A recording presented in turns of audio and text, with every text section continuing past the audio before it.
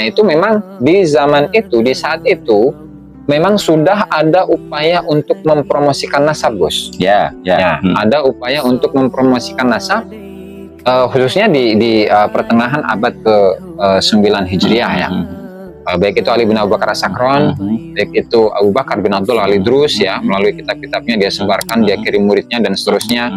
Sehingga lama-kelamaan ya, karena murid-muridnya ini bertemu dengan ulama-ulama besar seperti Sakhawi, kemudian Ibnu Hajar ataupun yang lain-lain, maka karena di saat itu belum ada kepentingan untuk meneliti nasabnya Ba'alawi ya, sehingga mereka ya berhusnudzon saja. Masa hidup Asy-Sakhawi ketika mencatat nasabnya klan Ba'alawi ya, itu husnudzonnya memiliki unsur yang positif gitu.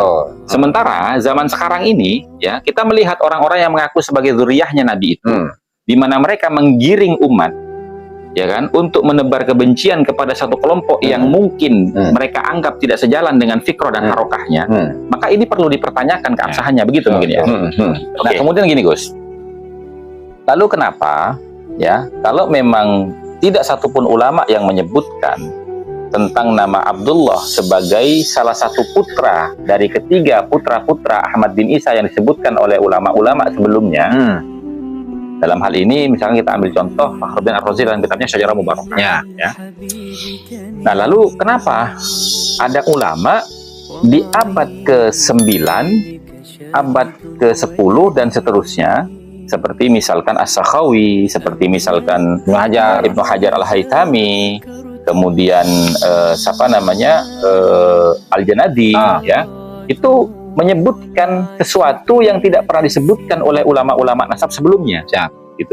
Nah itu untuk kasus Al-Janadi, karena Al-Janadi ini wafat pada tahun 732 Hijriah ya. Dan ketika melihat sumber kitab As-Suluk fi Tabaqatil Ulama wal Muluk, itu kan memang ada beberapa sumber-sumber inti dari kitab As-Suluk ya. Sebelum mengarah ke inti pertanyaannya, sumbernya itu satu, Tabaqat Fuqaha al-Yaman Ibnu Samurah, dan itu selesai pada tahun 580-an ya. Berarti di abad ke-6 ya, akhir abad ke-6 Hijriah. Berarti ini sezaman dengan Fakhruddin Ar-Razi. Betul. Yang menurut kitab Syajarah Mubarakah kan? Ya. Oke, ya. Kemudian selanjutnya dari tahun itu, dari tahun 580-an tadi sampai kepada tahun 680 itu menggunakan kitab Ibnu Khallikan, Wafayatul A'yan, itu karya Imam Ibnu Khallikan. Kemudian untuk dari masa atau tahun 680 sampai zaman penulisan dari kitab As-Suluk fi Tabaqatil Ulama wal Muluk, sampai pada yaitu pada tahun 722 atau 10 tahun sebelum kewafatan dari Bahauddin Al-Janadi, itu melalui korespondensi, reportase, menjadi reporter gitu ya, atau wawancara dengan tokoh-tokoh yang berkaitan ya. Ketika misalkan ulama yang dia cari namanya, kemudian menyebutkan ulama lain yang sezaman, dia sebutkan di situ. Nah itu mengenai sumber-sumber. Nah artinya untuk sumber yang digunakan oleh Al-Janadi ketika mereportase tentang silsilahnya Ali bin Muhammad bin Jadid, itu melalui tradisi lisan, atau kalau tidak beliau melihatnya dari kitab-kitab sanad yang ditulis oleh Ali bin Muhammad bin Jadid. Itu ya. Sehingga sumbernya kembali kepada Ali bin Muhammad bin Jadid itu sendiri, klaimnya ya, klaimnya. Itu mengenai Ali bin kitab As-Suluk fi Tabaqatil Ulama. Nah, kemudian untuk masa abad ke-9, misalkan seperti Syamsuddin As-Sakhawi dalam kitabnya Adwaul Lami, kemudian Ibnu Hajar Al-Haytami. Nah, itu memang di zaman itu, di saat itu memang sudah ada upaya untuk mempromosikan nasab, Bos. Ada upaya untuk mempromosikan nasab, khususnya di pertengahan abad ke-9 Hijriah ya. Baik itu Ali bin Abu Bakar As-Sakron, baik itu Abu Bakar bin Abdullah Al-Idrus ya, melalui kitab-kitabnya dia sebarkan, dia kirim muridnya dan seterusnya. Sehingga lama-kelamaan ya, karena murid-muridnya ini bertemu dengan ulama-ulama besar seperti Sakhawi, kemudian Ibnu Hajar ataupun yang lain-lain, maka karena di saat itu belum ada kepentingan untuk meneliti nasabnya Ba'alawi ya, sehingga mereka ya berhusnudzon saja. Sehingga Ibnu Hajar ya hanya mengutip, ya mengutip dari kitab Al-Juz'ul Latif fi Tahkim Syarih. Nggak hanya mengutip. Nah, saya tegaskan itu hanya mengutip, Gus. Tapi kan begini Gus ya, bantahan-bantahan daripada orang-orang yang pro dengan Klan Ba'alawi ini, itu kan tidak mungkin kalau sekelas ulama ahli nasab seperti Syamsuddin Asy-Syakhawi itu hanya berdasarkan husnudzon menulis nasab itu kan. Karena seorang an-nasabah ini kembali kepada metode tadi ya kan, bahwasanya ketika dia ingin menuliskan sebuah syajarah nasab satu keluarga, itu kan harus ditelaah dulu, diteliti dulu ya kan, dari mulai sisi masodir dan korinahnya dan lain sebagainya kan begitu ya. Nah, itu bagaimana? Jadi misalkan seperti Syekh Ibnu Hajar Al-Haytami, ya beliau lebih dikenal ahli fikih daripada ini yang Asy-Syakhawi dulu. Asy-Syakhawi dulu. Ya memang beliau memiliki bahan bacaan yang banyak. Nah, husnudzon itu muncul dari siapa namanya tokoh-tokoh yang bertemu dengan Imam Sakhawi. Lantaran beliau itu bisa kita lihat dalam biografi beberapa tokoh Ba'alawi yang ada dalam kitab Adwaul Lami. Itu dilihat dari sisi keilmuannya, sisi akhlaknya, kesolehannya, ibadahnya, ya, dan interaksi tokoh-tokoh itu dengan ulama-ulama yang lain atau orang lainnya. Sehingga apa? Ketika tokoh dari Ba'alawi itu mengklaim bahwa dirinya adalah dzurriyyah Rasulullah Shallallahu Alaihi Wasallam, tidak ada unsur kecurigaan di situ, Gus. Betul. Sehingga untuk apa? Untuk apa saya itu meneliti atau mencurigai seseorang yang akhlaknya seperti itu, meskipun dia mengklaim dirinya sebagai dzurriyyah Rasulullah Shallallahu Alaihi Wasallam? Oh, ini berarti sejalan dengan apa yang disampaikan Kiai Imad pada awal videonya beliau. Oh ya? Gitu ya? Ketika... Saya belum nyimak malah, Gus. Oh iya kan, awalnya kan Kiai Imad itu video pertama nih yang booming tentang masalah polemik nasab ini, yang berangkat dari tesis beliau. Itu kan ketika beliau menghadiri acara Haul Syekh Abdul Qadir Al-Jailani ya, di Tiga Raksa kalau nggak salah itu di MWCNU dan PAC Ansor itu. Nah, itu kan beliau mengatakan bahwasanya kalau ada orang yang mengaku keturunan Nabi Muhammad, kemudian dia berperilaku baik, ya, kemudian orangnya soleh, dan mengajak kepada kebaikan, mengajarkan orang kepada syariatnya Rasulullah, maka kita tidak permasalahkan itu.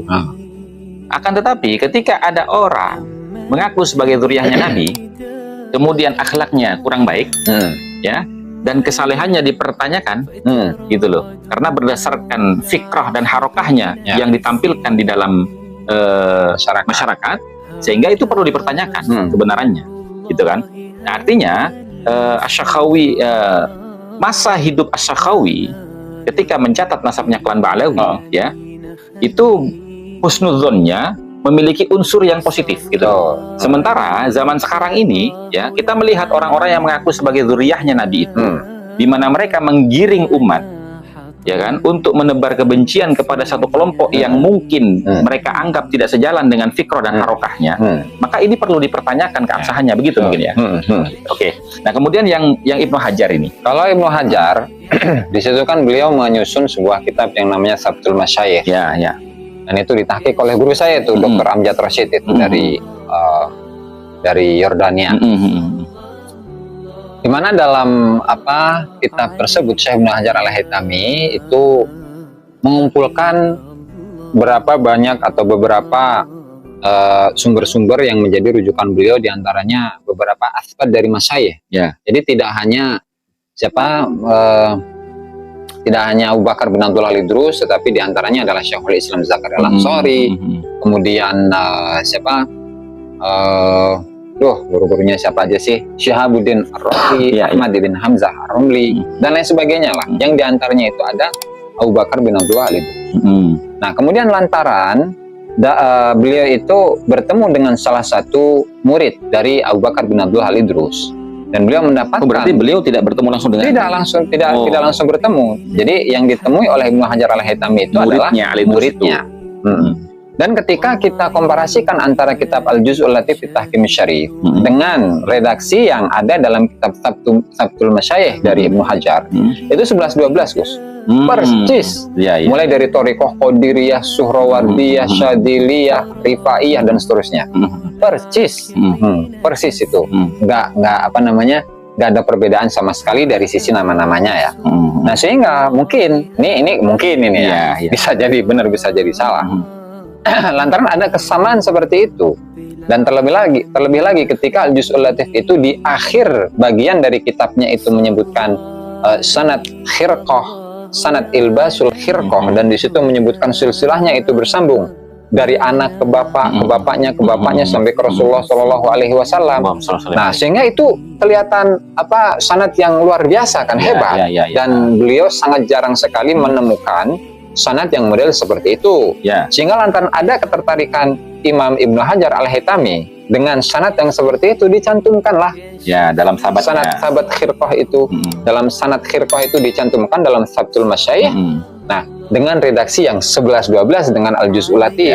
Nah, sehingga kemungkinan apa lagi dengan argumentasi yang seperti itu, bahwa memang Ibnu Hajar itu memang menyalin kitab sebagian isi dari kitab Al-Juz'ul Latif ke dalam kitab beliau. Lantaran gini Gus, dalam biasanya metodologi yang biasa digunakan oleh para ulama dalam menyusun kitab sahabatnya, itu beliau misalkan mendapatkan sahabat dari Syekhul Islam Zakaria Al-Ansari, maka untuk sanad versi fikih, versi hadis, versi tafsir, tasawuf dan lain sebagainya, itu disalin dari kitab itu.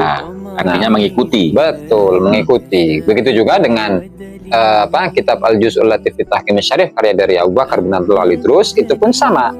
Itu hanya saja memang di dalam redaksi yang sanad khirqah itu tidak secara gamblang menyebutkan nama dari kitab itu, namun dari mukaddimahnya dan dari penelusuran atau penelitian dari muhakkik kitab itu menegaskan bahwa sumber yang inti, sumber primer dari penyusunan kitab Sabtul Masyayikh itu adalah dari kitab Al-Juz'ul Latif fi Tahkim Syarif karya Abu Bakar bin Abdullah Al-Idrus.